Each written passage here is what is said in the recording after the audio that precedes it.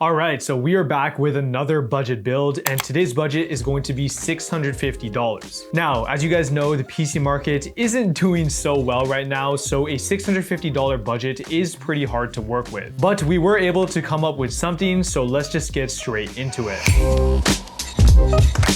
Okay, so let's start with the CPU, where we went with the Ryzen 5 5500, which you can get for $82. Now, this is a chip that I use in a ton of different builds, and for good reason, simply because the value you get for the price is actually pretty decent. So you're getting 6 cores and 12 threads, which is going to be more than enough for the games that we're targeting, which is going to be, 1080p low to medium settings. It doesn't have any integrated graphics, but that's going to be completely fine because we are going to be using an external GPU with this build. And one of the things that I like is that AMD does provide a stock cooler that actually works pretty well, especially with such a low power chip like the 5500. It's going to be a perfect setup. The only real downside is that this does run on PCIe 3.0 instead of 4.0, but again, for the games that we're playing, it should be completely fine. But of course, we're going to need a motherboard that we can plug it into. So the one that we have here is the GIGABYTE B550MK, which you can get for $70. Now, this is the motherboard I recommend in a ton of my AM4 builds, and for good reason, simply because it's one of the cheapest boards that you can get. First, it's a micro ATX board, so it actually is still pretty compact, especially compared to ATX. The B550M also supports PCIe 4.0, except for, again, in this build, we are going to be limited to PCIe 3.0 because of the CPU. And of course, for $70, you can't expect a crazy board. It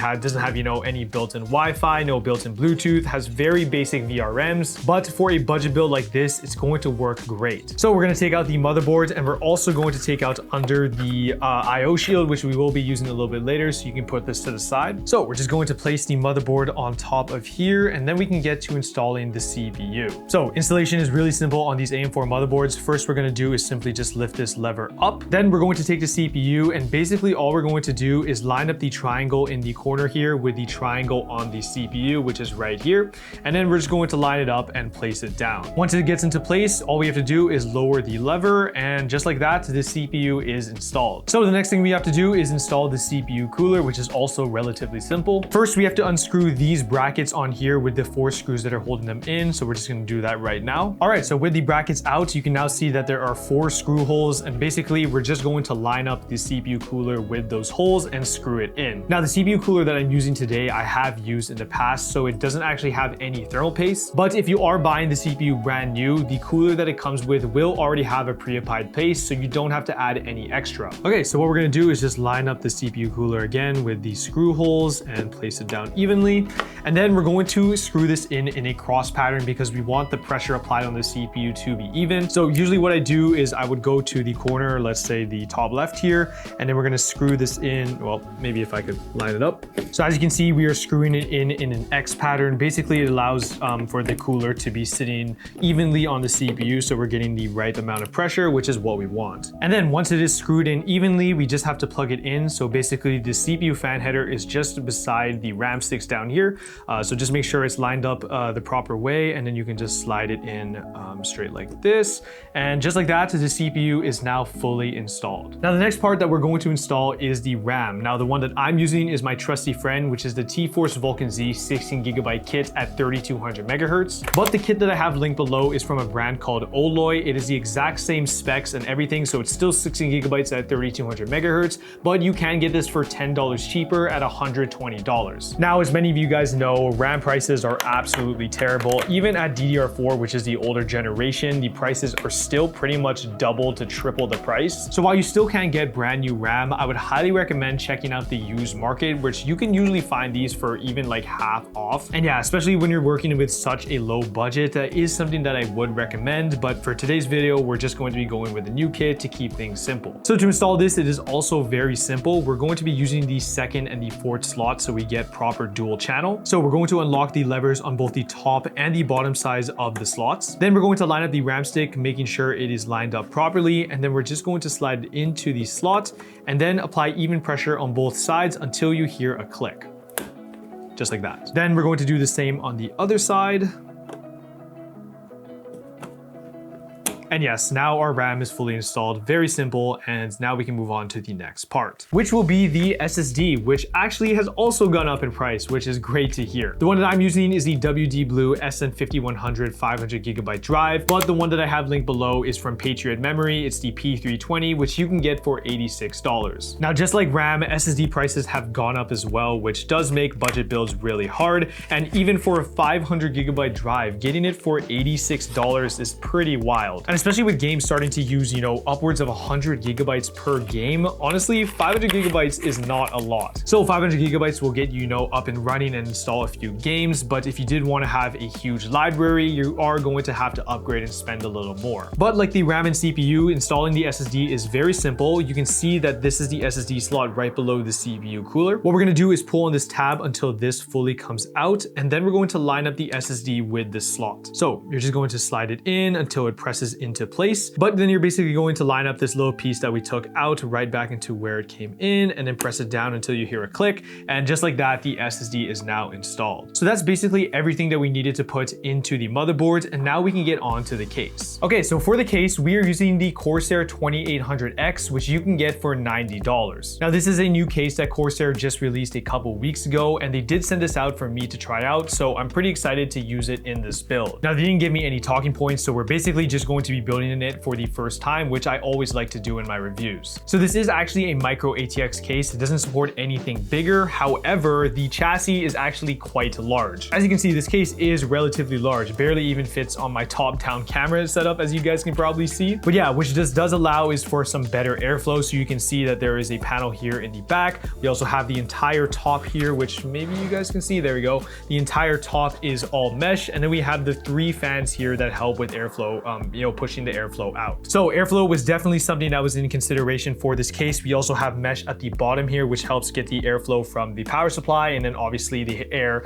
coming up through the case. But yeah, definitely something that you need to consider is the size. This is a micro ATX case, but it still has a lot of space. So to continue with the build, the first thing we're going to do is of course install the motherboard. So as you guys can see, there are standoffs here which are going to line up perfectly with the motherboard. Since this is a micro ATX case, it's obviously going to have the proper standoffs in. But the first thing we're going to install is the IO shield. So basically we're just going to want to make sure that it's lined up and make sure the text is facing the right way. And then we're going to head over here to the left side and basically just push it in. Once it's snapped in all the way, we can now install the motherboard in. So it's pretty simple. All we have to do is make sure that everything is lined up, and make sure you try not to hit anything because you could short something. So we're just going to slowly line this up properly. And yeah, once it's lined up, it's basically not even going to move, even if you don't have any screws in it. But then from here, we're going to take the screws that were provided with the case, and then we're going to lock this motherboard in. All right, so the motherboard is now fully secured with all these screws in. And something that I did forget to mention with this case is simply that it is fully toolless. So to take off the side panels, the front panel, or basically anything in this case, you don't need a screwdriver. All you have to do is apply a little bit of force and it will simply just pop out. Now, this isn't just helpful when you're actually building the PC, but also when you're trying to maintain it. Because let's say you want to, for example, clean out the fans, or you want to change something in the case, you don't have to take out a screwdriver. You can simply just pop off the panel. But yeah, it just makes everything a lot easier. And it seems like a lot of the case manufacturers are starting to add this, which is great. Okay, but with the motherboard now installed, we can actually start plugging in some of the wires that come from the case to make things just a little bit easier. So what we're going to do is actually pop on over to the back side, which is going to have all of the wires that are coming from the case that we need to plug in. So to make this simple, we are just going to simply unravel all of these so we can get some things a little bit more organized. Okay, so I know it seems like there's a lot of wires, but it's actually quite straightforward on what we need to plug in. So this is the USB 3.0 cable, and we're going to route this down here through this little gap in the bottom. We also have the HD audio cable, which is also going to route from down here. Front panel connector is also going to go through down here. So a lot of these wires actually are going to be routing from the bottom. And last one we're going to be plugging in is the fan one. So this one is also going to go through down here. Basically all the ports that we are working with are going to be in the bottom here. So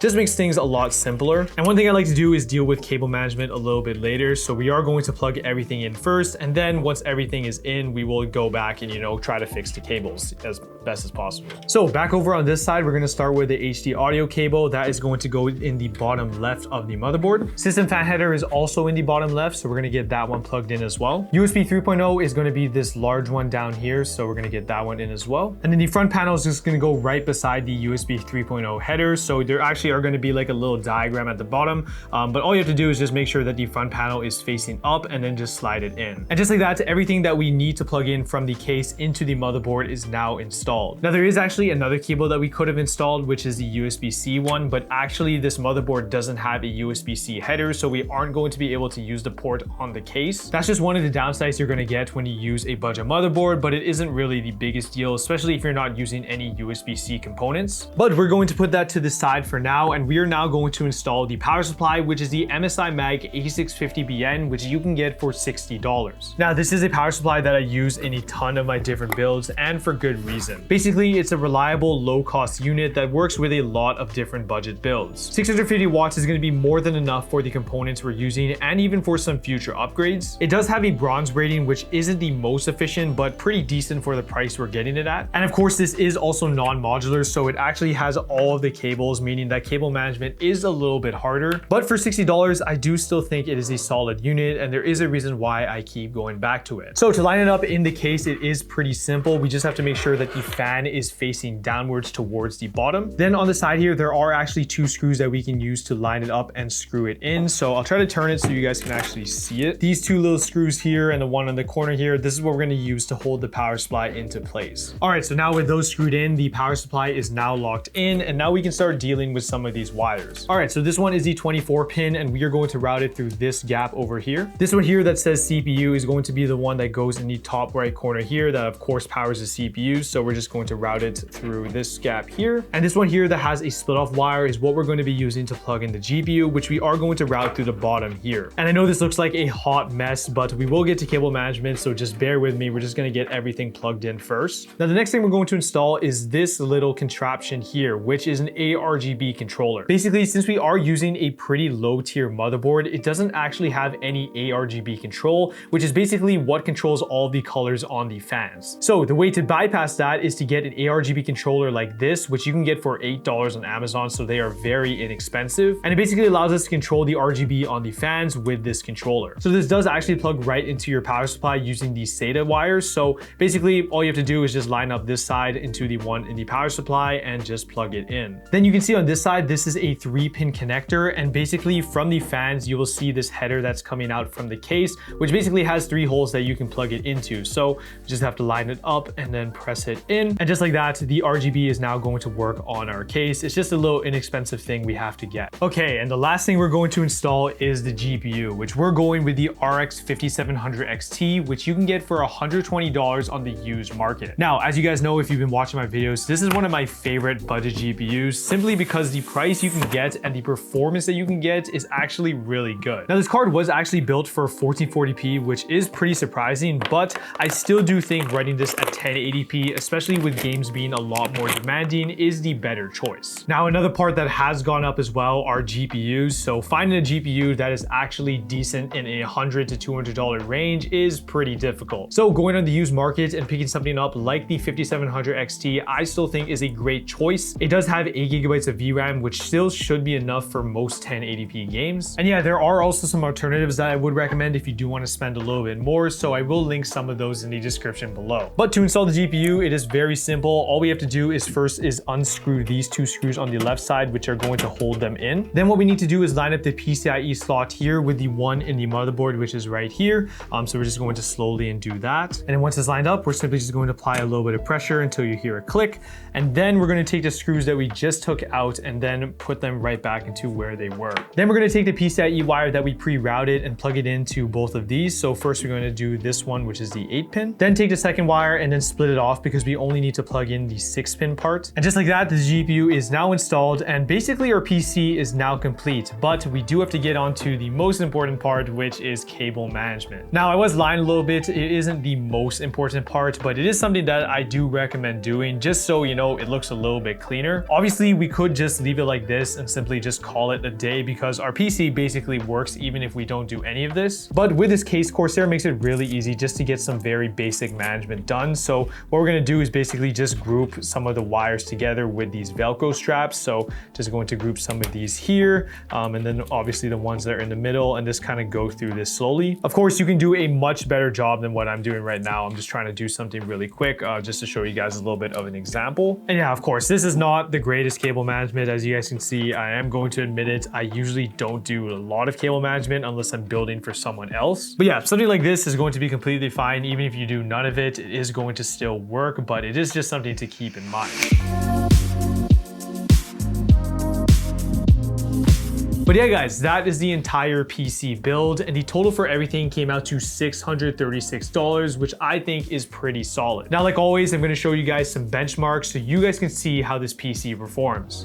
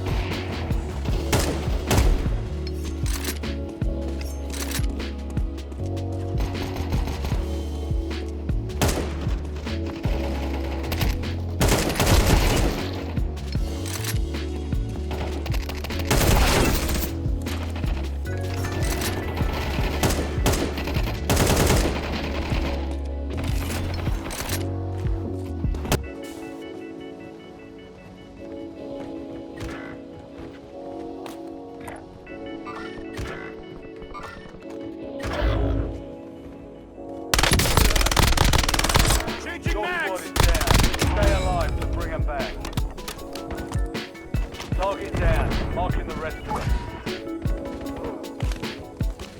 Your squad mate's back on station. Good work. But with that, guys, that is the $650 gaming PC. So I hope you guys enjoyed this video. Make sure to leave a like and subscribe, and I'll see you guys all in the next one.